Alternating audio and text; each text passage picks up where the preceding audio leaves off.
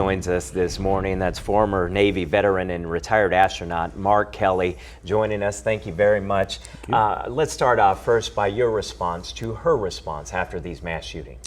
Well, I'm a gun owner. I'm a strong supporter of the Second Amendment. But we have laws in this country that make it very easy for felons, domestic abusers, people who are dangerously mentally ill to get access to firearms. And it shouldn't be that way. We have 40,000 people get shot and killed every year. A lot of them are kids.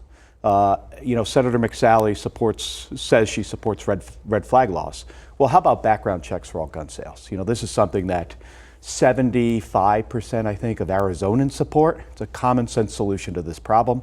One of the reasons it's hard to get some members of Congress behind these common sense solutions is the corporate money in politics. The money from the gun lobby that goes to the candidate's account to help them win elected office. The NRA just came out recently and pushed back against the proposal by the president immediately after these shootings. The president now doing an about face, saying that our background checks are already strong enough. Your response to that and your response to, as you mentioned, the NRA and their influence on politicians. It's the same story. I mean, it's millions of dollars that go from the gun lobby to the campaign accounts of not only Senator McSally, but the president as well. And that affects every issue. It's not just gun violence. I mean, it's health care.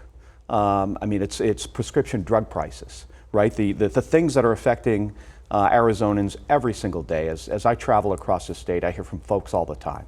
They can't afford the prescription drug prices. Why is that? It's corporate money in politics. And that's why when I announced that I was running for the United States Senate, the first thing I made clear is not a dime of corporate money is going to go into my campaign account to help me get elected. Let's talk about that. You announced as a non-politician. What exactly does that mean, and how will that help or hurt your chances? I'm a veteran. I served as an astronaut for 15 years. I was in the United States Navy for 25 years. I'm not a partisan.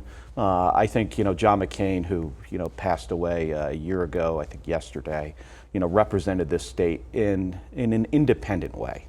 Not beholden to a political party.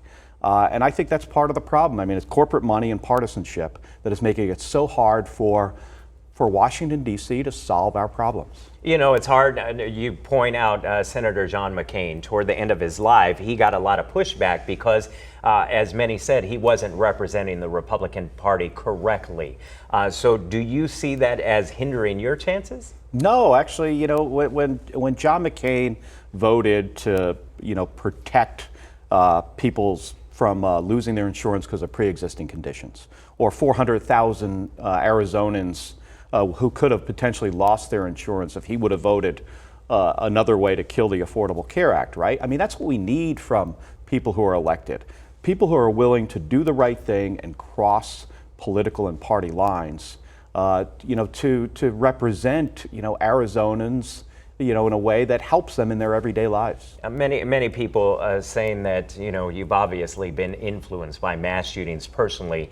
How will that affect how you actually work as a congressman if elected? Well, first of all, as a gun owner and somebody who supports the Second Amendment, I think people have the right to own a firearm. At the same time, we can't make it easy for criminals to get access to guns. But because of that, because of what happened to my wife, Congresswoman Gabby Giffords, I also understand our healthcare system really well. And the challenges that families face when something catastrophic happens to them, if they get injured or if they have an illness. And these are complicated issues, and the folks in Washington, D.C. Can't solve these problems largely, I think, because of the amount of corporate money that goes to help them get elected. Let's talk about another big topic affecting Arizona's immigration. We've seen a surge at the border between U.S. and Mexico. The problem can't seem to be solved at this point. A lot of finger pointing back and forth. How do you fix that problem? And is there a silver bullet to just wipe it clean and move forward? Well, we need stronger border security. That's clear. We do have a crisis at our southern border. 100,000 asylum seekers every month is, something that's really challenging to deal with. I think we need better technology, better infrastructure, And a starting place for this would be to look at, like, from my background as the commander of the space shuttle, right? When we have a difficult problem to solve, we often look at what is the root cause of the problem. And for this issue, it starts in Central America. All right, we thank you very much for your time. Thank you very much for joining us here on Good Morning Thanks. Arizona. Thanks for having me on. The best of luck.